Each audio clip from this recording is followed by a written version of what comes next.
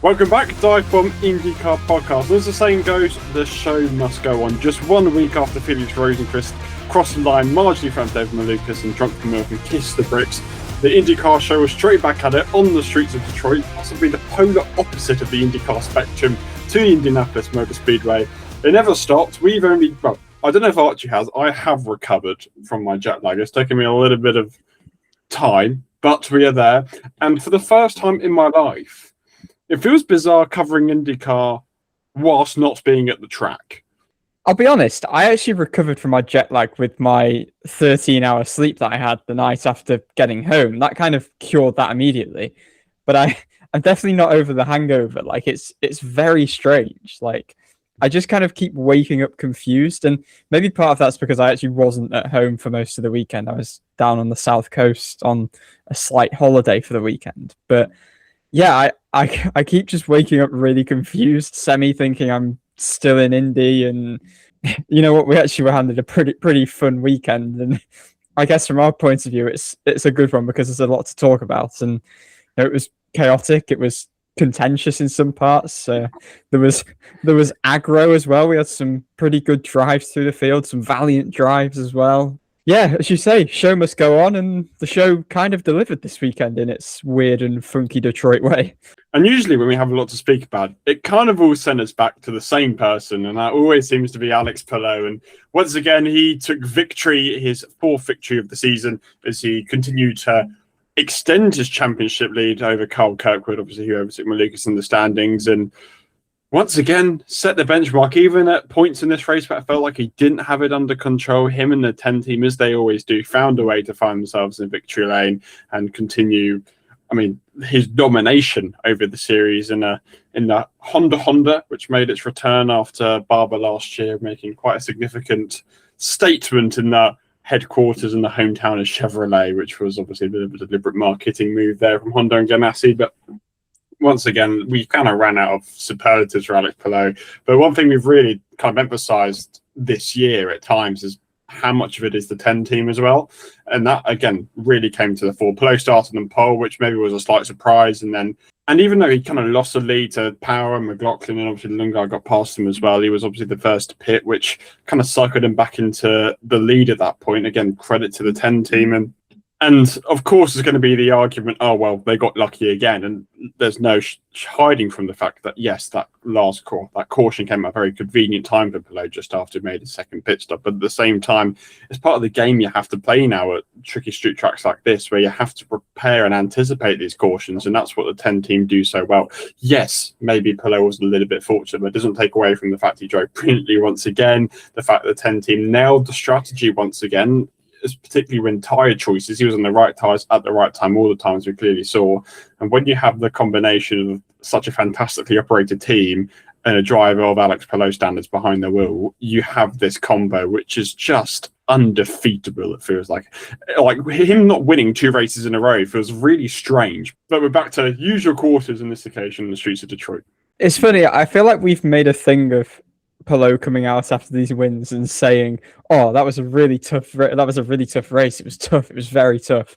I actually believed him this time, to be fair, because I think there's times where we can almost feel like Palou makes it look easy, and I think you take for granted the fact that it looks easy because they put in such hard work. But this was almost one of those rare occasions where, as you say, it wasn't totally under control, and you kind of saw the grind that it took to win that race. You know, he was pretty gritty on track. You could see the cogs turning on his pit stand as well, and it was not an easy race, but he was resolute. Whether that was, I don't think losing the lead was a particularly big deal, but then he obviously did end up losing a couple more positions, making a bit of a rare misstep and falling down to 4th, which ultimately I think actually put him in a great position to make that early pit stop and just undercut everyone, which was, again, a really good call from the stand. But yeah, had to show some resilience there. He had a lot of restarts. He came under quite a bit of pressure, kind of ebbing and flowing from Kirkwood and others at points. And crucially, as he always does, he kept out of trouble. And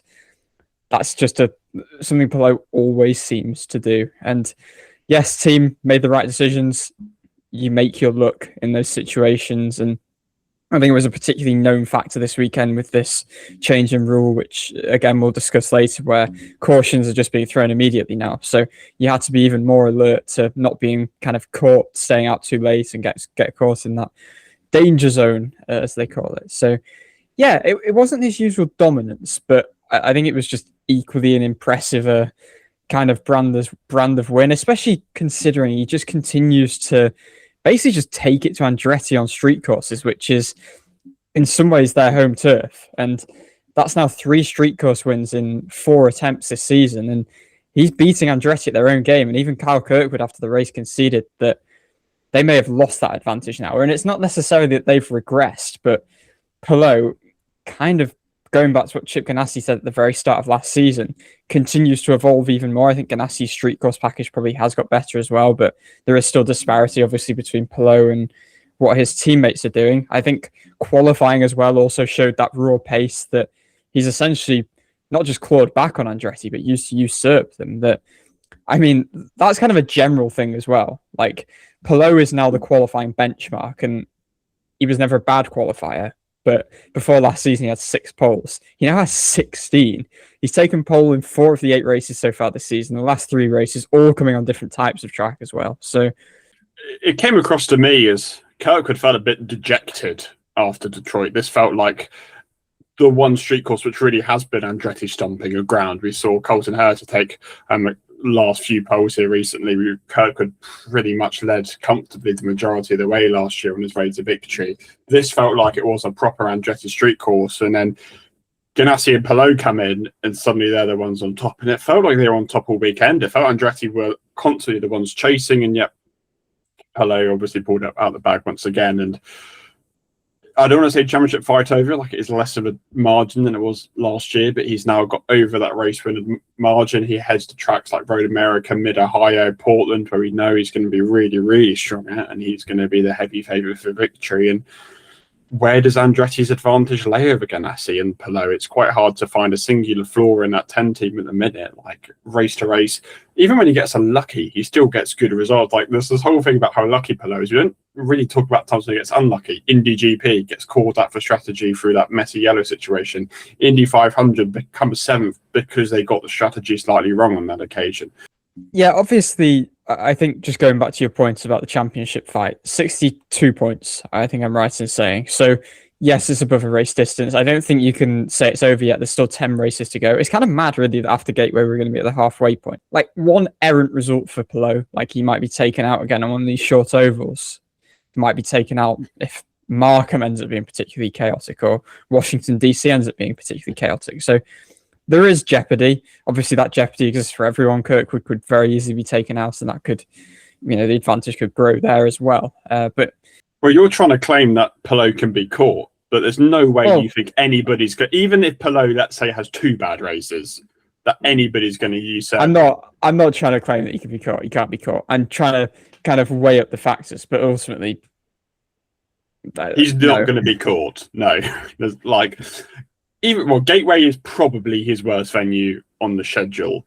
He's never finished on the podium there, which is, obviously hasn't finished at DC Markham, but that's obviously very different circumstances. But yeah, this is maybe the one errant track, but even so, if he doesn't finish in the top 8, you'll think that's a pretty bizarre result. Like, that's the expectation. Like, the lower end of the top 10 is a pretty catastrophic day, whilst for anybody else, that's it's not too bad, is it? We'll take that. So, that's what just the benchmark is, really. So, there's no way he's going to get caught from this point here. Like, if Andretti had a good weekend in Detroit, you have a little bit of moral high ground heading into a short oval, but it kind of feels they just feel a little bit dejected on this occasion. But whilst we're on the topic of Andretti Global, Carl Kirkwood, let's obviously speak about him. Finished second, reclaimed the second place in the championship, is his 6th top 5 finish of the year in 8 races, which is obviously pretty impressive, and obviously bounces back from pretty difficult Indy 500.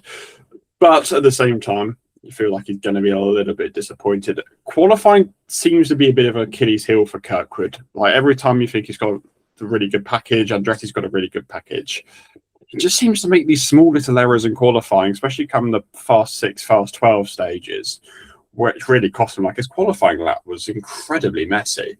Like, he almost threw it in the wall multiple times. Obviously, ends up qualifying sixth. And if he qualifies first or second, like he had the pace to do, suddenly his race becomes a lot easier. He made a lot of ground during the first pit stop, to be fair to the Andretti team, and Kirkwood was kind of closing. He was a little bit unfortunate at times because he was closing down Palou before the caution came out. I believe it was the one for, was it the Ferrucci one, where Kirkwood was really closing the gap to Palou, and then once they restarted, the tyre differential meant he had no chance from that point onwards, really. So if certain things played out differently, that could well have been Kirkwood's race, but it circles back down to me for that point of qualifying. Wherever he's qualifying first or second, he wins that race, and he has a package to do so. It's like what he did here last year. Like, a small error really costs you. That's the repercussions that we see with this single car, single lap qualifying format.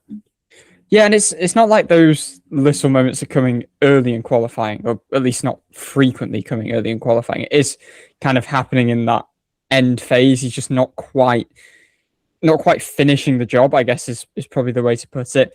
How much difference would it make? Like, ultimately, I think given how much the race was just neutralized on Sunday, like, I'm not sure it would have been a case of him going and running off out front or anything. I think ultimately it would have come down to a pretty similar situation. I know he was kind of a bit on the back foot. Was that the reason? It wasn't really the reason why he was caught out by that caution that fell, and he only cycled back down to seventh anyway. That was more just the fact that he was running the alternates in the final stint. Palou ran the alternates in his first two stints, and that was just circumstance, really. I think you probably are right to suggest that could be costing him somewhat. I don't think it's like a huge problem. I'd say it cost him the race.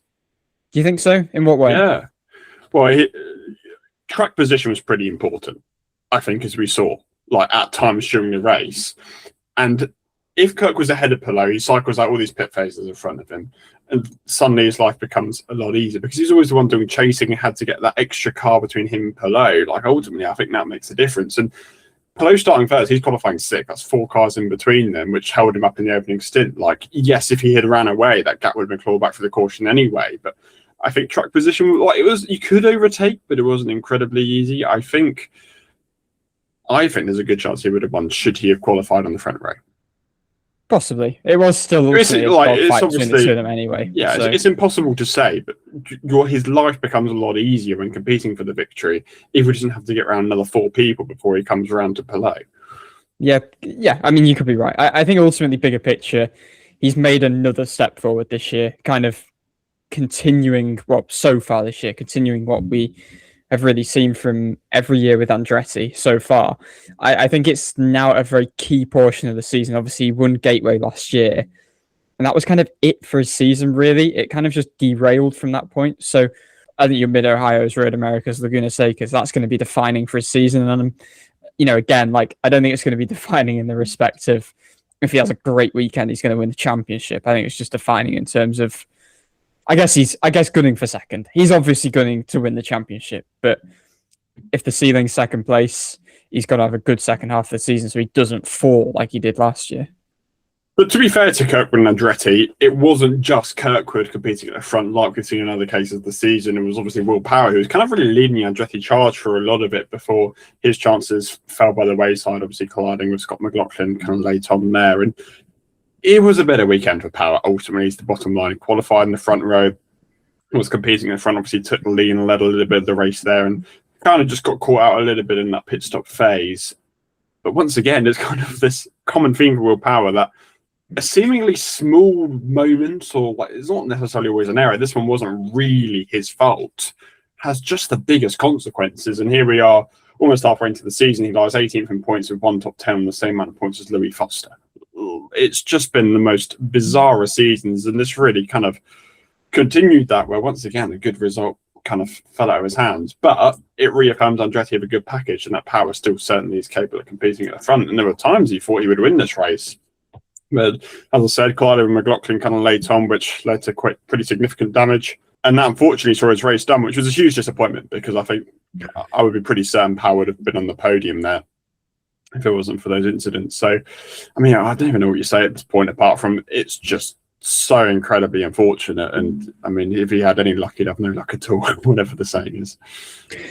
Yeah, I could not believe my eyes. I think the US feed was on a commercial break at this point, but you see Power getting out of his car again, and you're like, I genuinely don't know what to say. It's been a disastrous start to life for Andretti, and this was arguably his best weekend to date, qualifying on the front row. It was certainly up there, but it's probably the third time now that he's been in the fight for a podium, if not even a win, and he's been taken out through something. It's that kind of same story that he keeps peddling of it being encouragement, but without the result. And it's interesting that you kind of mentioned, Dan, that if he didn't have bad luck, he'd have no luck at all, and what have you. But Power very much vowed kind of before this weekend, coming into 17th in the standings, obviously now dropping a further position, that it wasn't necessarily down to bad luck, and instead was kind of on bits and bobs of execution, a few things that could be managed. That obviously the ceiling was very high, but maybe everybody,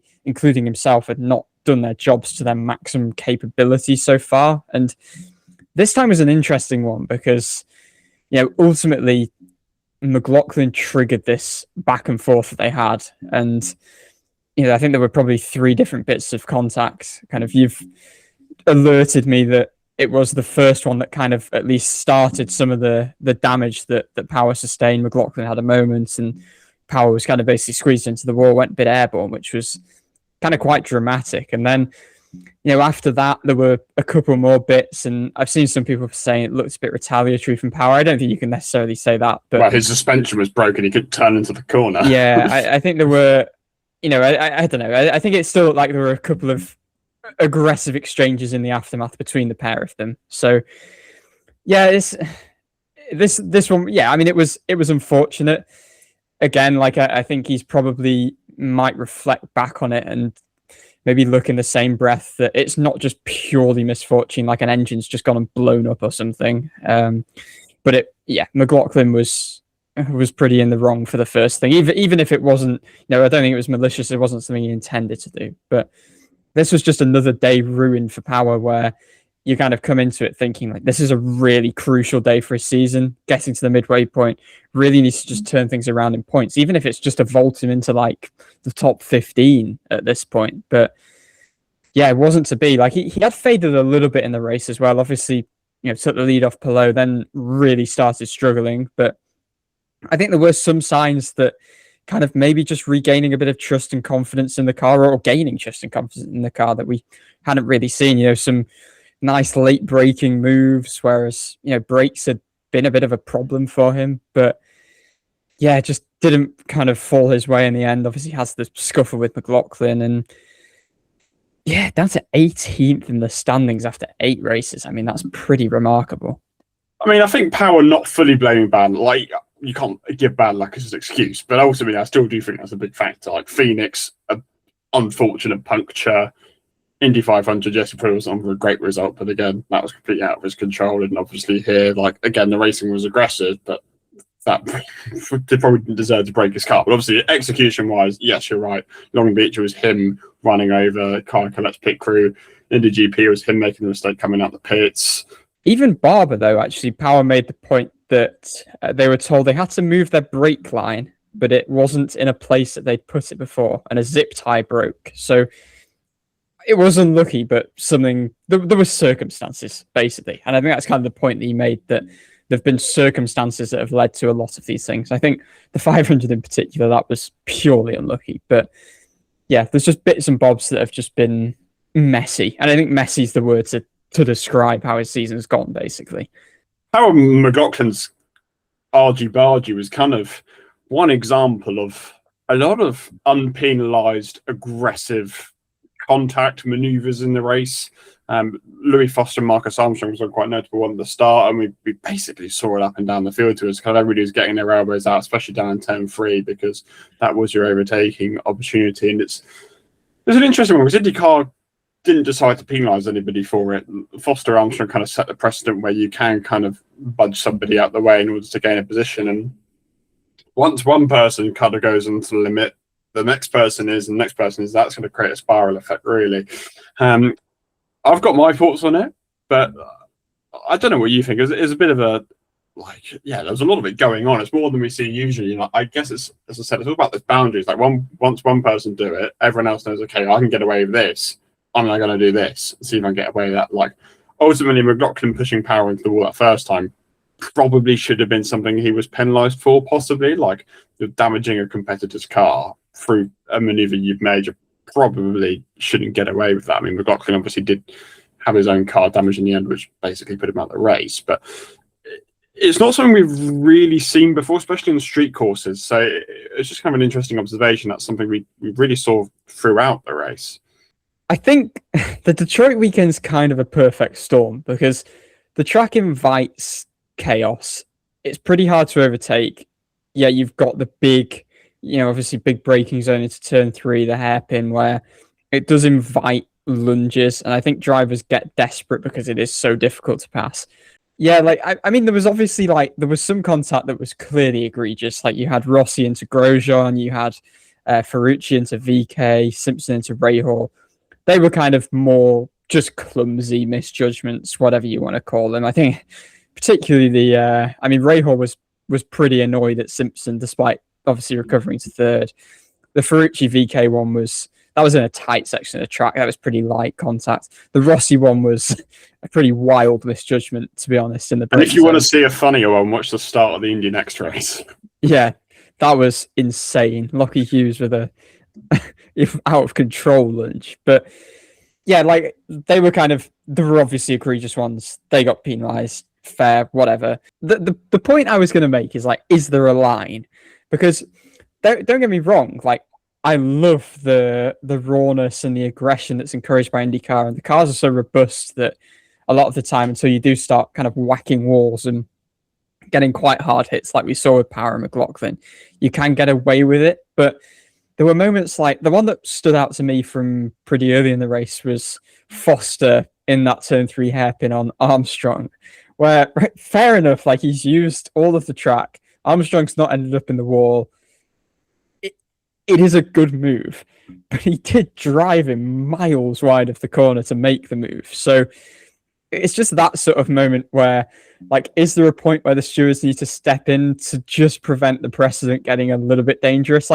And this isn't necessarily me saying I'd like to see that, because I think to a degree, it's exciting and it's good that drivers can just be robust and get their elbows out. But I think there's a line where it starts becoming a bit too bumper car-y, I think is the point I would put it. And yeah, the toughness is cool, but why do you think there should be a line drawn?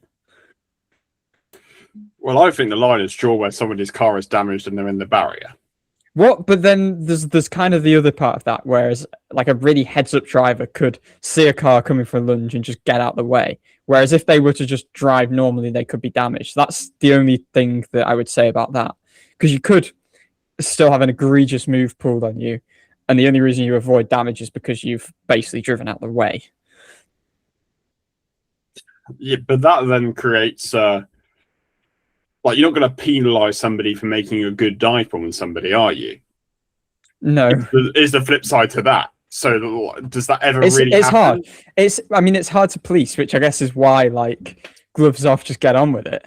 But I like that style of racing. Ultimately... Oh, I enjoy it massively, The problem with F1 is they police every single overtake, which means it becomes boring because everybody argues at who's right to the corner rails. When you just have racing where it's elbows out, as long as people aren't being thrown in the wall by other people, respectfully, who cares?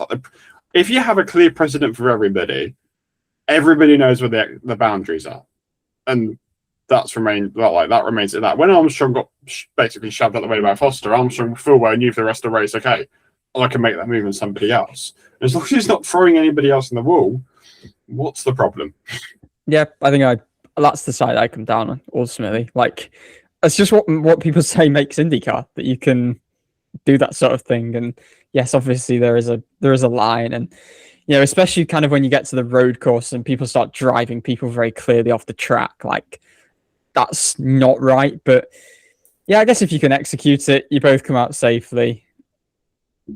Yeah, because you don't want to get into that F1 territory. Like you mentioned, it's a really good point that everything comes under the microscope, and ultimately, I think you don't want it to become a stage where it is just like bumper cars and everyone's just driving into everyone.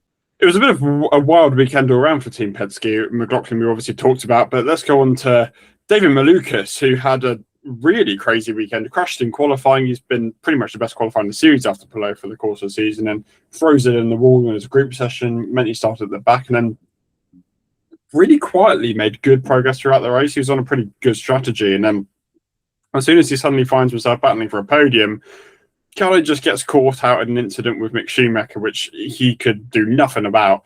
And I believe from that point he was pretty damaged, and that was kind of the end of his day. He finished 4 laps down in 18th, which was, very unfortunate. Obviously, it kind of all stems from you make your own luck, and ultimately, if he hadn't crashed in qualifying, there's probably a good chance he would not have been in that situation in the first place. Schumacher, I know there's kind of a lot going around about him. He did have a radio failure, which meant he was in the wrong map in that restart where he had that incident with Malukas, which he says caused him to go long. And he also didn't have, as you said, didn't have any radio, which meant he had to come in for a stop and repair. He also got to drive for a full service and closed pits. It was a bit of a wild couple of laps there for Schumacher, who basically was driving by himself with no support, which was a little bit unfortunate, but that kind of semi-explains the error he made there. But back on Malukas, that was just unfortunate. He couldn't really do anything about that. And kind of the first big error we've seen Malukas make at Penske so far. Obviously, had that lock-up at St. Peter. I don't think it was really an error. It just kind of spiraled out through not much fault of his own. But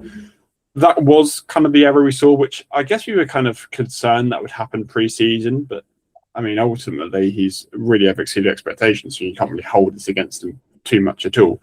And look, as I said, Schumacher thing just unfortunate because suddenly he finishes top 5 and go, oh, what a great comeback. But suddenly you're looking, oh, actually, that's a bit of an errant weekend. Yeah, it's the first major error we've seen from Malukas. I think ultimately, we see near enough anyone making errors on a track that's this punishing. So I'm not really holding that against Malukas at all. It's so easy to just clip the inside wall. It was quite a big impact in the end. Had to go to a backup tub as well. So, yeah, I just think there's probably a bit of fatigue in there after the week, as much as he might suggest not. And, ultimately, I think we came into this year, as you mentioned, thinking if he makes a few errors like this, you kind of can't begrudge him, really. He's still a raw talent, and I think he's proven he's not quite as raw as we thought this season. And I don't think this necessarily changes that at all. I do think his drive through the field was, he wasn't actually making that much progress in the kind of respect of overtaking people, but ultimately they did play the strategy game very well. That caution fell very nicely, and he could well have been on the podium. He probably would have been where Rahal was, I guess, if it wasn't for Schumacher. And ultimately, the track was so tight that as soon as Schumacher goes deep, Malukas is on the outside. I guess you're playing a bit of a risky game being on the outside there. But yes, nothing he could really do. And then I think he hit the wall again after that, which was why he ultimately ended up 4 laps down. So bit of a scruffy one. But I think I'm just impressed that we haven't seen this yet from him, because I think there were quite a lot of race days last year where, not necessarily he was going in crashing cars, but there were just errors and things were just not quite lining up. So, yeah, just a little blip, but I guess it's even going to feed the hunger more going into Gateway, which obviously you got to say he might go into that as favourite, really. Rounding off of Team Penske, Malukas, we speak about mental fatigue. Newgarden had a bit of physical fatigue after the Indy 500, obviously.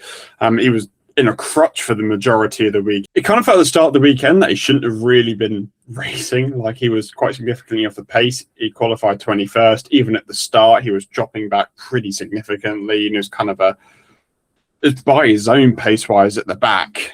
Felipe Nasr was on standby for Friday, but Newgarden persevered through the weekend.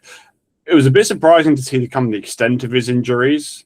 There wasn't really much report after 500. We saw his boot at kind of the banquet afterwards, but again, that was kind of seen as maybe a precautionary thing more than anything else. But he was a little bit walking wounded heading into the weekend, as we could clearly see, and he wasn't his full self. But nevertheless, comes home with a top 10 finish.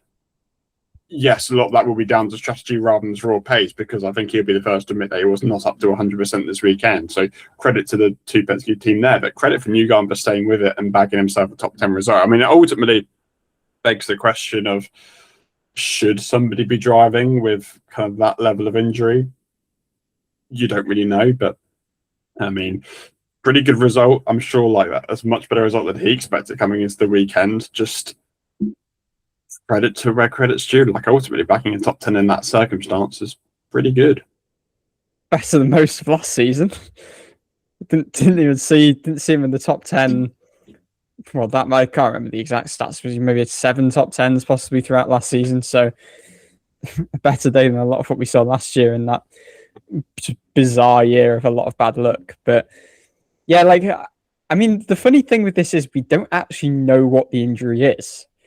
Like, because he walked to the ambulance after the crash at the 500 and he was still kind of walking from the car. It's not like Rossi, who was, we're still seeing just like hopping around everywhere. Newgarden was kind of seeming to put weight on it, or at least he was kind of walking, even if gingerly, and then obviously goes into the boot and has the crutch as well to kind of just support. But yeah, like, I mean, obviously the saying goes, no pain, no gain. He was clearly in a lot of pain. Like I saw he said it was even worse than when he broke his clavicle and raced through that. But some gain for that pain, because yeah, I mean, after first practice, I think there must have been a decision to be made with, obviously, I mean, Nasser was there with his helmet, with his suit as well, like a plain suit as well, not his Porsche Penske suit. But ops to continue.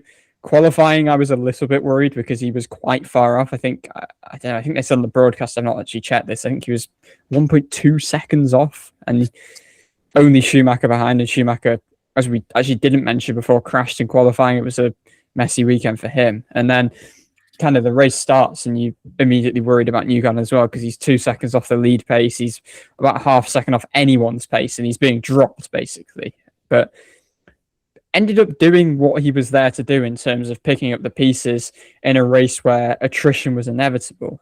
And I feel like lost in all of this once again is Graham Rahal finding himself on the podium once again for the third time this season. The first time since 2020 he's achieved 3 podiums in the season. And we spoke about a lot pre-season about changes in RLL kind of from a leadership and management perspective, and the results are really starting to pay off. Like as we said, a third podium finish of the season for Rahal, and his third in 5 races. Louis Foster secured his second 7th place result in 3 races, and we knew they'd be strong in the GP, but those results are happening at other places as well, like places at Detroit maybe necessarily wouldn't expect those results. And I mean, Rahal's race was a strange one. Like, he had decent pace. He didn't qualify amazingly. He was 12th and kind of stayed around there until he got hit by Simpson, went to the back, and then obviously made a little bit of progress, but not loads. And then by the time that he pitted just before that caution came out for Ferrucci and VK. And then suddenly, because he pitted before that caution, he's suddenly in contention for a podium. So it was one of those weird ones where it was a good recovery drive. He did get a bit lucky, just as Palou did. He did well to defend on the restart, but I believe I'm right in saying he was on the blacks, which become the advantageous tire to be on that situation. He was defending from O'Ward and Lundgaard, who were on reds, which were dying pretty quickly towards the end of the race. But he did well with limited push to pass. Like, it's one of those where it's a good result. It doesn't quite tell you the full story of him coming third, but considering I guess he was at the back after he got spun by Simpson, that's a pretty decent recovery. And as I said, these results in previous years would have been incomprehensible, and suddenly we're looking at a third podium of the season that goes, well, actually, like, yes, maybe he did get a bit lucky, but other people might get lucky but not get to such a position as Rahal did. And ultimately, those are the cards you have to play. And as you said about Palou, you kind of have to roll the strategy just a little bit here, because and the yellows are so inevitable at any moment. It's a hard race to assess, because ultimately it's kind of a bit like, well, I guess, Ferrucci's podium last year, where identical, isn't it? It's perfectly very timed similar. A caution that's fallen very well. Ultimately, like we said with Palou, you make your own luck. With the way the rules have been altered, like, that's a dice to roll. I think that's why kind of some of the front running guys are a little bit perturbed by this change in some ways, because it very much benefits the lower order, who can really just go and throw a Hail Mary, stop really early and try and catch everyone in the danger zone. But yeah, like they did what they had to do. They made a good call when they were in a position where they were having to fight back. Obviously he was having a really good day to that point when or a relatively good day, like another, day that would have prolonged this consistency that we've seen this season that obviously we haven't seen for several years now from Rahal. But yeah, at the end of the day, finds himself there. You've got to hold on to it, and indeed he did. And I'd just like to give a word for Foster as well, because this felt like, I guess, along with the GP, the first time, I feel like we've seen him in this position a lot last season, or semi-frequently last season, but he'd be tumbling. Now it feels like we're in a position where he not only is finding himself in the top 10 and kind of staying put, he's also in a position where he can make moves like he did on Armstrong, and he's making moves forward, and he's really just got a handle on basically managing the race so that he can deliver as we obviously know he can from what he did in Indy Next as well. So pretty impressed there. Foster was a bit unlucky as well. Whilst McLaughlin was kind of limping around after the collision with Power, he kind of got stuck a little bit and lost at least one position to Rosenqvist. He may have lost another there as well, which meant he could have easily had his career best result. But this was his best weekend in IndyCar, I think, for sure. He looked really competitive. It looked like he could even kind of stay around the back of the front runners. Was on a pretty normal strategy compared to the people around him, and still secured a comfortable top 10 finish. So it's the trajectory that we expected to see. It was maybe disappointing that his results weren't appearing at least occasionally in year one, but at least that's 2 and 3 races, and his general kind of management and execution in races has just generally looked a little bit better than it did last year. Right, let's go over your running order from the Grand Prix of Detroit. Palou victorious ahead of Kirkwood and Rahal. We haven't even mentioned the Aaron McLarens in 4th and 5th. Pato Award beating out his teammate Christian Lundgaard. They were kind of just there all day, really. They were just didn't seem to have the pace of the leaders, but were just kind of around the top 5 all day. It continues what has been a bizarre year for O'Ward in particular. We are 8 races in. He's got 6 top 5 finishes, but no podiums. Most bizarre is that a good start to the season from a consistency standpoint? Are you lacking peak performance there? Yeah, I'd be a little bit worried, not from his standpoint necessarily. I think he's driving pretty well, and we've spoken about it so much over the last few years. This is kind of the sort of form we were crying out for in those days where he was particularly streaky, and you'd have kind of an on streak of races, then you'd have 3 races where he kind of tail spins a bit. From his side, this is good. From the team side, after last season where they were the best Chevy team, I would have expected to kick on a lot more than this, I'll be honest. O'Ward, in his last 16 races, by the way, has 12 top 5 finishes. Take away Portland and Nashville last year, where he retired from the lead of the race. I mean, that's remarkable consistency. He's just lacking peak performance. It's the longest stretch in his Aaron McLaren career he has gone without a podium. It feels like he's being held back a little bit at the moment. I think he's driving as well as he can. He's driving to a ceiling, unfortunately. I don't know where that extra performance comes from. I mean, Lundgaard was 5th. I mean, he ran a pretty similar day to O'Ward. They're separated by 6 points in the championship, which feels about right, to be honest. Nothing really much to say. It's just they don't have the pace of the people around them, which is kind of a recurring problem. Felix Rosenqvist finished 6th. Very busy week for Felix Rosenqvist, and one of the better results we've seen for Indy 500 champions after winning the Indy 500 and having a week-long field of media commitments, as we saw for Rosenqvist in the last 7 days. I can't even fathom how tired he must be. We even saw it, and I was listening to the interview he did on Off Track, and he was saying after the race, he's out until 3 o'clock at night with the team kind of partying, whatever. He's up at 5:30 in the morning to go and start doing his photos on the bricks, and then it's by the end of that day, it's the banquet, and he's straight to New York. He's in New York for a few days, then it's Detroit. When does he prep for this weekend? I don't think he does, to be honest. In fairness, he said in the post-race press conference in Indianapolis he didn't care what happened in Detroit. No, so and to not care and come home 6th, fair play. If he'd come home 15th, I would have been yeah, fair dues, decent run given the week that I say given the week that he had. It's living the dream. But I mean, it's funny. how do you assess it in the bigger picture of his season? Like, it continues this turnaround that we've essentially seen since Long Beach, because he did start the season pretty poorly. And I'm just interested once Gateway's over and done with, and it kind of things just settle a little bit more, how he does kick on in the wake of this whole 500 success. I'm just intrigued to see how he progresses. Foster was 7th for a joint career best result. Marcus Ericsson was an 8th. Yet another top 10. I mean, that's a 4th top 10 of the year for Ericsson, which it's double his count of last year already. So, I mean, it's not too shabby, but ultimately, he probably still was a little bit better. Given Simpson was 9th. That is his best result of the year thus far, despite getting a penalty for punting Rahal, as we said a little bit earlier. Newgarden rounds out your top 10. Marcus Armstrong was in 11th. Now, this is not an Armstrong ability day because he finished outside the top 10. Like, apart from the Foster incident, was he there? Didn't see him. Didn't see much of him, no, did we? And then 12th was VK Hauger, was 13th. A pretty good day for Stingray Rob in 14th. Yeah, that's an interesting gaggle of cars, that. VK, I thought VK had a really good weekend. He was looking really quick, and he was one of many Chevrolet cars that had engine problems. I think second practice that a lot of them were struck down. Lundgaard had a failure. VK had a failure. Lundgaard ultimately had 2 engine changes. There were quite a number that changed going from the race, going from qualifying into the race due to some sort of part that had some incorrect coding or something. I think they at least know what the problem is, but there were a lot of Chevrolet engines having problems. And ultimately, was that a reason why VK, I mean, I think qualifying 18th, he probably would have been disappointed with that. But I feel like we saw him a few times on the broadcast, making some pretty nice moves through the field. Ultimately ends up just outside the top 10, but another decent weekend. And I will just say on Rob, he was dealing with issues pretty much all weekend. He got really limited running in practice, and considering that he got like 10 laps in practice 1, he didn't get many more in practice 2. So to finish 14th, like, I know that's not a great result on paper, but I think it's still his best result of the season to this point.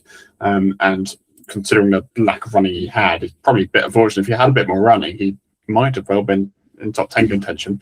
Nolan Siegel was 15th. Again, just not quite what you need. It's just not looking enough race by race for Nolan Siegel currently if he's looking at keeping a seat at Aaron McLaren.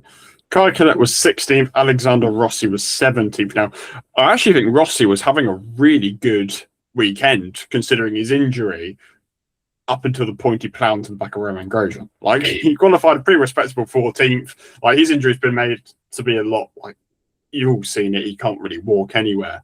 Is he still on crutches, limping around, or is he walking? Yeah, I mean, when he gets out of the car, he's still hopping. So fine.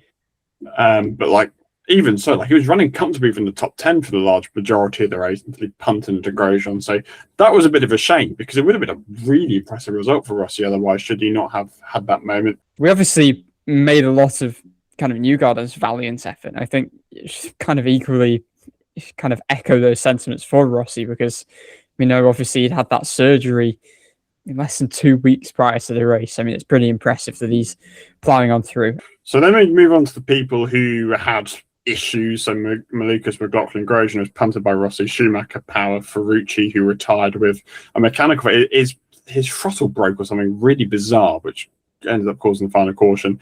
And then Dixon, haven't even mentioned Scott Dixon, had a pretty good day until hybrid failure number whatever we're on now. Like, he just pulls him randomly to the pits. I think it's after a pit stop. Like, that's strange. And then it just turns out he's got a hybrid failure. He wasn't too happy in his post-race interview, much like Rossi wasn't after the GP. So another bit of a damning look on the IndyCar hybrid after what was looking like a bit of a generally better weekend than Dixon's been having most of the season.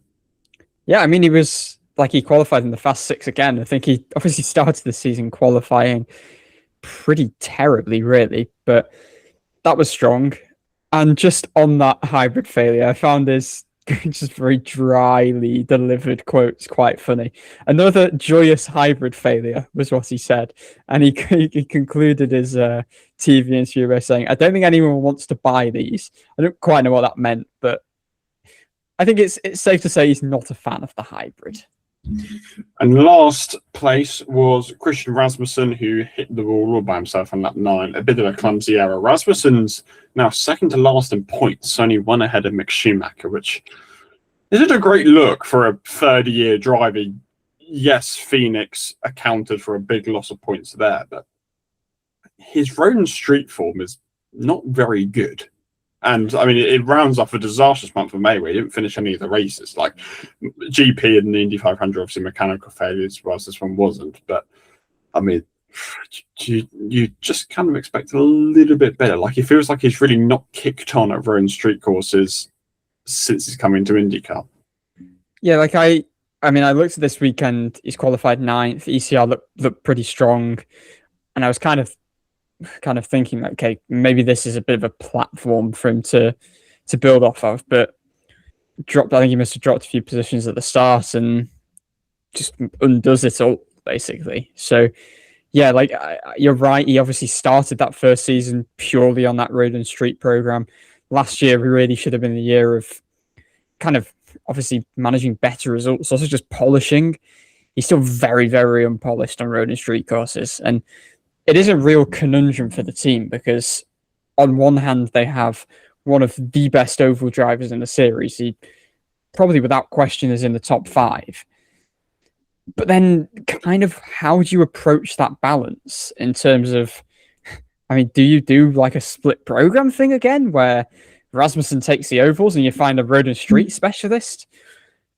I don't know, because that's the ground you're getting into, because he's giving them nothing on road and street courses, or very little on road and street courses. And as you say, for a third-year driver, you would be expecting a heck of a lot more. It's just two dramatically different ends of the scale. Yes, Rasmussen may get you one win a year, but what do you value more? That kind of limelight of having that victory and those podiums per year in a short oval? Or would you rather have somebody who may not get that, but will bring you more top 10s than ever and ultimately continue to build your team forward? It's a difficult decision to make, and like Gateway will be a race that could change a season. Like if he suddenly wins Gateway, like he could well do, or suddenly that seems like a future secured. And then if he's not running very well, like is there any reason you can justify keeping him? So interesting balance there. Right, unsung hero of the weekend. I am pretty dead on. It's going to be Felix Rosenqvist for me. Interesting. Interesting. Is that an outrageous shout? No, not at all. Considering he had no practice and finished 6th and nobody's really like even batted an eyelid, I think that's very good going. Yeah, for sure. I'm going to go for tough between Foster and Simpson. I'm probably go for Foster just because I think this feels like a proper breakthrough. But I also think Simpson quietly getting another top 10 solid, but I think Foster's probably more than solid, so he gets it for me. Top 3 drivers of the weekend. Well, Palou's an obvious number 1. And then it's quite close for me between Power, McLaughlin, and Kirkwood. I would say Power second and Kirkwood third. I'd probably flip. I'll probably go Palou, Kirkwood, and Power. What's your reasoning? I just think Kirkwood probably would have been the second best driver, regardless of Power being in or out of the race. Okay. I mean, I'm looking at the bigger picture, and I think Power qualified better, and he was more of a factor in the race when he was in it. Yeah, but I think after that kind of first round of stops, Kirkwood and Palou were the guys. And I think they were probably always going to shake out as the guys. I think Power faded a little bit, but it's tight. Like I think you go either way around with those two. One of the kind of main things coming into this race was we saw what happened in Indy GP with Alexander Rossi on the front stretch and the yellow not being waved, and IndyCar since said they won't consider pit windows when deploying cautions, which I don't know why that was the rule in the first place, but it is now. But it also is kind of seen IndyCar become very keen to throw out the yellows. So there's a couple of circumstances here. One was the Rahal and Simpson incident after Rahal got spun. The other was the Ferrucci and VK incident, and the third one, to make clear, was the Power and Malukas and Schumacher incident, where if they had kind of just waited 10 more seconds and just let things carry on as usual, there was no need for a yellow. So it's a bit of a weird balance where that's not necessarily the ruling they introduced post the Indy GP. That was they won't they will or won't deploy cautions based on a pit window. But like Rossi's was an obvious caution that's going to happen at some point. Whilst this was, well, you could wait a little bit longer and you can see what plays out. I give him some sympathy because it's a street course and pretty much every corner is blind on the exit. So Ray was, for example, he'd probably been pretty terrified at the apex of turn 3, knowing it's pretty difficult to maneuver out the way in that scenario. Schumacher, in fairness, was about 2 foot into the barrier before he reversed it out. I can see why they maybe did it there. I mean, the VK and Ferrucci one was a little bit ridiculous. They could have just waited a little bit longer and it would have been absolutely fine. So what's the balance there? Like, do you say, like overall, kind of like an overall approach where if there's any small incident, call a caution because you don't want to cause a bigger problem? I think some of that's taken into account because it's a street circuit with blind corners, as I said. Or do you wait it out, but how long do you wait it out for before you kind of say, okay, we need to clean this up? And it's an impossible job. Like being a steward in any sport is not easy because there is never a right or wrong answer to everything. Everyone's got their opinion on something. So it's a difficult balance to find, but I just found IndyCar a bit too keen to call out the cautions on this occasion. I would like them to see it wait a little bit longer in some of those circumstances. I think it's interesting you mentioned the oval point because it did feel more parallel to that any little thing happened. Brian Herter quite amusingly said that they'll throw a caution if a hot dog wrapper comes on the track now. And it did feel like they were probably a little bit trigger happy, I think. Like, and it's interesting also the point you make about like when do you determine the right time. I think it becomes quite clear quite quickly if a car is genuinely stranded. And I think there were 2 or 3 occasions on Sunday where you probably could have just waited. And I think this is like, we probably do have to wait for just a more regular race, like a Road America, because this is a unique one because there are so many blind corners and you kind of don't want to take any risks. I think the flip side of that argument is, local yellows do exist for a reason. And if drivers are well behaved enough, local yellows should cause that.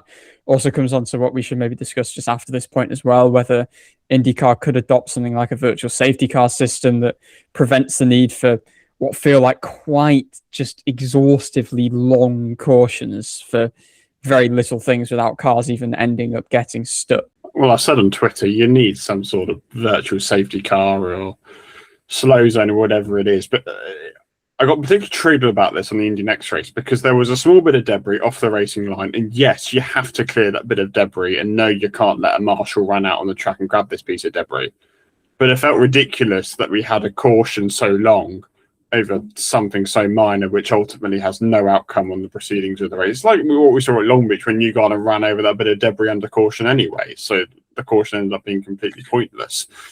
Like, it's where is that balance of calling a caution because you do genuinely need to pick up a bit of debris off track, but also just not completely ruining races because there is a tiny bit of debris on the track. And recovering a bit of debris will take a marshal 20 seconds to climb over that wall and back. And of course, you cannot do that at full racing conditions, but to go through the full caution procedure for 10-15 minutes, slow down the race, give people advantages because they pitted just before a caution, that's ultimately not how you want races to be. It comes across as a little bit too manufactured. And as I said, like, the alternative is just have a virtual safety car for 1 minute, close the pit lane so nobody gets any advantage, and you carry on as usual once a bit of debris has been collected. Like, I don't see why IndyCar haven't decided something along those lines, because it's just such a simple solution to a problem which is feeling like it's becoming increasingly problematic. Just a final talking point that I would like to go over really is, should this race be happening this week? Should any race be happening this week? And if there is to be a race this week, what should the race be? And I feel like we kind of go over this every year, really. But my view is just that it's not right to have a race straight after the Indy 500, and especially have a race the week after the Indy 500 and 2 weeks after the Indy 500. And this is the point that everyone's making, and I had a brief piece go out on this that's probably worth checking out on the DiveBomb site. But particularly for the crews, they are getting very stretched. They're coming off 3 weeks of relentless work at Indianapolis through the road course, the couple of weeks of the 500, which is just so intense. And they're spending a lot of time away from their families, while also basically having no time off at all. And these are the guys that make the sport tick. And it feels like you are risking burning them out by just keeping on going and going and going. And they love doing that, don't get me wrong. But there's a point where even if you really love what you're doing, there's too much of it in too condensed a period. And I understand the argument from IndyCar's side in terms of wanting a race immediately. So any new audience that you've gained from the 500, because the audience for the 500 is so much greater. You've got about 5 million people who aren't watching regular races. You want to captivate them immediately and get them on board and get them on the hype train, so to speak. But part of me also thinks you can build momentum by not racing. Like, give this week off to basically allow yourself to promote your Indy 500 winner.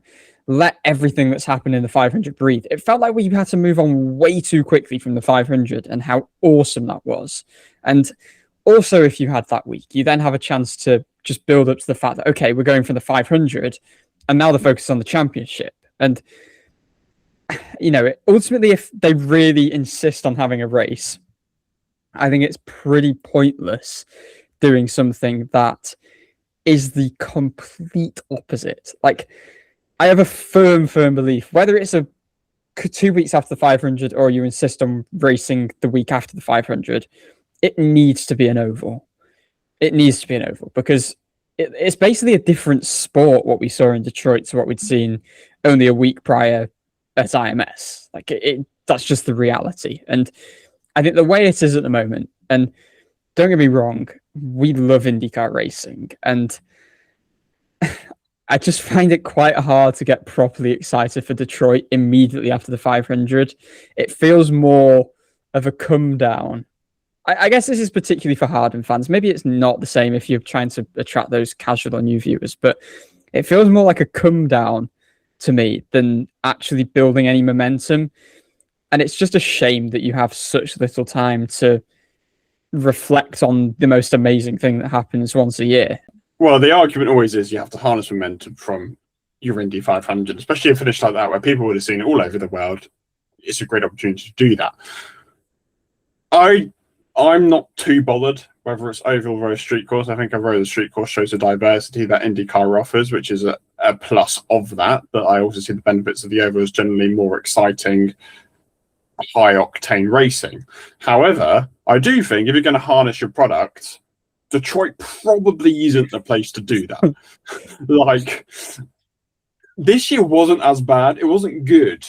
But showing races every year where people are just plowing into each other and you have these multi-car wrecks a week after seeing these effective superheroes going at 230 miles an hour, winning races by the smallest of margin, like racing on the most epic race course in the world and like really putting themselves to the limit. And then just seeing the clumsiness that happens at Detroit. It's just like, it doesn't put on a good show for your series where everyone's like, wow, these athletes are amazing. They must be some of the best out there. And you see them next week and you're just going, I mean, he's just missed his braking point by about 200 meters and just plowed into the back of somebody else. Like, it can't be that good.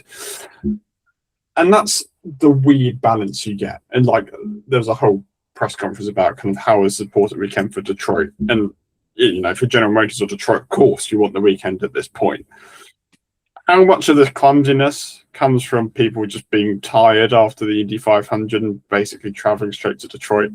I don't know. Probably a little bit of it. Like, I don't think that helps the cause. But you never quite know. One point that also I saw raised, which is a really good point. You have these 5 million new viewers watch the Indy 500. They're seeing Felix Rosenqvist win in the Morgan Walden car. He turns up to Detroit and you're a new fan, you're trying to spot your Indy 500 winner. You have no idea who he is.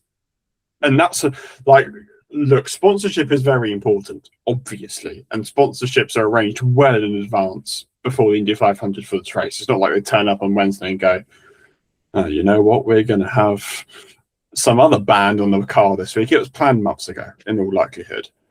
But if you're a casual fan who's just seen Felix Rosenqvist win, like, there's genuinely a chance you don't spot his car and think, well, he wasn't racing last week, this weird black and white machine. Like, who's he? And like, it's a valid point. Yes, the series is dependent sponsorship. The teams are dependent sponsorship. But it's not great for a casual fan trying to get into the series where you have no consistency over who's driving what car week to week after the 500. I don't know how you get around that. It's because I don't think you can. But no, I don't think you can, because as you say, like, ultimately the sport, it's not like F1, which is super lucrative and they can all have the same liveries and sponsor stickers will suffice. Like, it's just how it works. It's how it's always worked. So, that's why, like, it's credit to McLaren, for instance, because they obviously do have streamlined liveries and they can afford to do that. And teams like Andretti, for example, at least you can tell which car is an Andretti car. Yeah, like, but then you get to the smaller teams, quote unquote smaller teams, and Maya Shank, obviously this is kind of the initiative they have with Sirius XM, and that's cool. But yeah, it's a drawback ultimately. And don't get me wrong, it's nice. Like, the grid can be really nice and colourful, but it is bloody hard if you are a new viewer to get it. Like, it's an issue that kind of unavoidable, unfortunately. Anyway, I haven't really given my answer. I would prefer a week off after the 500 because I don't think it's fair on the winner to have this. I agree. They need more time. I think to soak it in as well. Like, that is the biggest moment of Felix Rosenqvist racing life.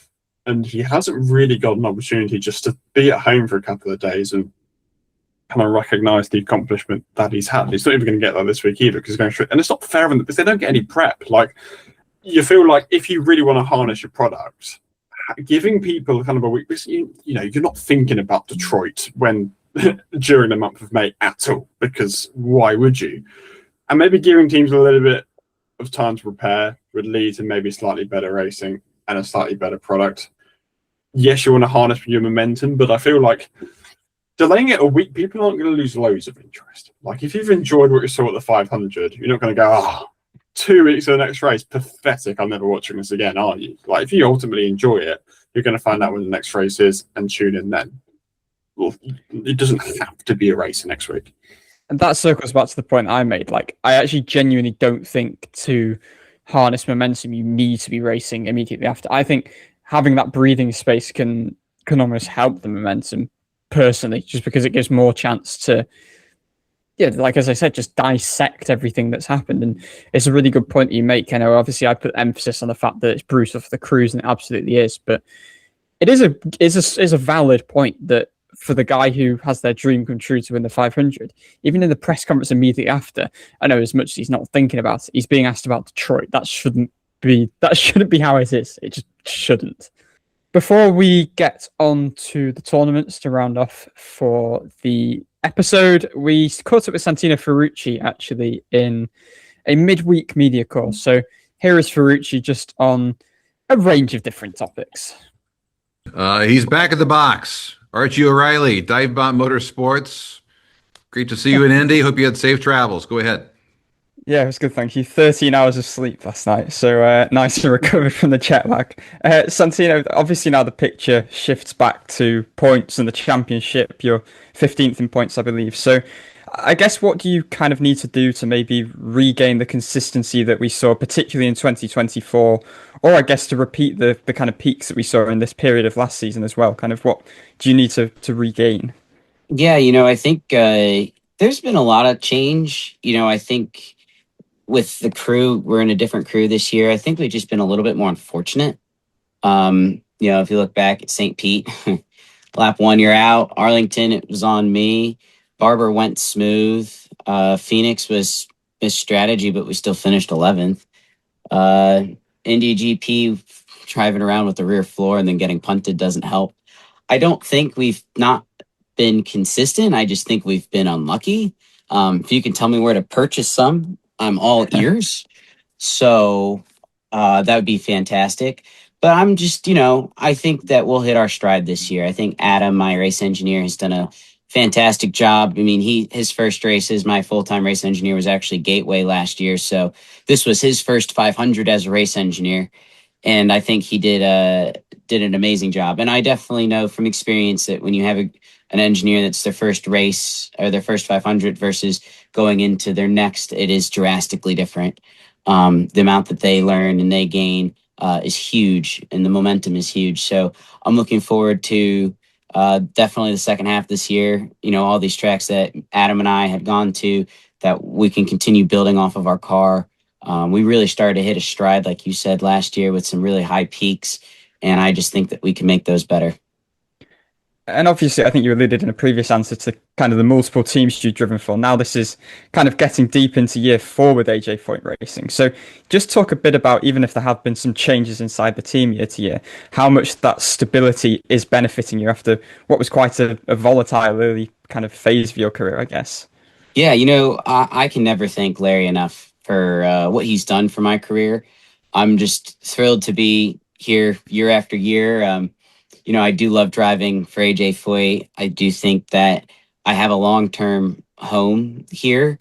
I would like to start winning some races with these guys. I think that's really the next step. And we've been so close on so many different occasions. It's really hard to see what, when you're right there, it could be right in front of your eyes of what you're missing, or sometimes you just need a little bit of a breakthrough. But that is really the next step for me with this team. Thank you. Thanks, Santino. Cheers, Dave. Yeah. It was good to see you all the last couple of weeks. You too. Thank you. Santino, obviously back on a street course means we're back to the kind of one-shot Fast 6 format in qualifying. So I just wanted your take on maybe some of the pros and cons there, whether it's something you think should be more widely adopted, just your thoughts on that. Wouldn't say more widely adopted, but I think for street course racing, it's pretty cool. When they initially rolled it out, I was like, this could be really dumb. But after doing it and witnessing it, obviously it's, the way that they do it now, I think is pretty awesome. I think it's fun to watch for the fans.